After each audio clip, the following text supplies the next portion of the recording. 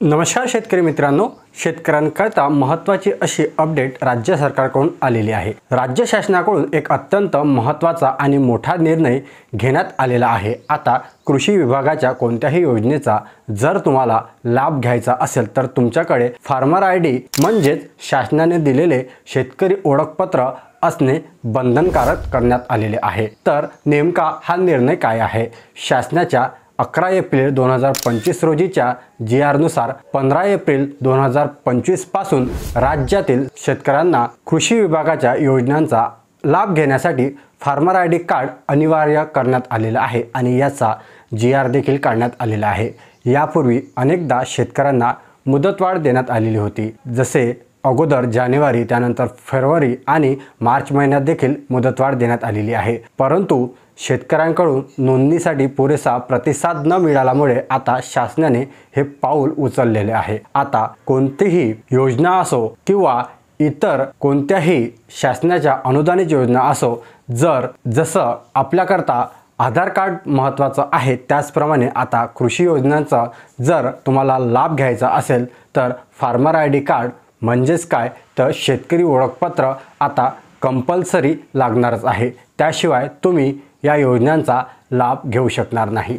जर तुमच्याकडे हे फार्मर आयडी कार्ड तुम्ही काढलेलं नसेल तर तुमच्यावर या काय परिणाम होणार आहे? महाडीबीटी पोर्टल असो किंवा शासनाच्या इतर कोणत्याही कृषी योजना नवीन अर्ज भरताना किंवा योजनेचा लाभ मिळवताना तुम्हाला फार्मर आयडी कार्ड सादर करावाच लागेल। हा आयडी कार्ड नसल्याने तुम्हाला योजनांचा लाभापासून वंचित राहू शकता। शासनाच्या सर्व संबंधित पोर्टल आणि ऑनलाईन प्रणाली या फार्मर आयडी कार्डशी जोडणार आहे, त्यामुळे प्रक्रिया अगदी सुलभ आणि पारदर्शक होईल। तर सर्वात महत्त्वाचं म्हणजे जर अजून देखील तुम्ही फार्मर आयडी कार्ड नोंदणी केलेली नसेल तर अजिबात उशीर न करता तातडीने तुमचे फार्मर आयडी कार्ड जवळच्या CSC सेंटर किंवा तुम्ही आता स्वतः देखील ॲग्रिस्टॅकच्या वेबसाईटवरती फार्मर रजिस्ट्रेशन करून काढू शकता।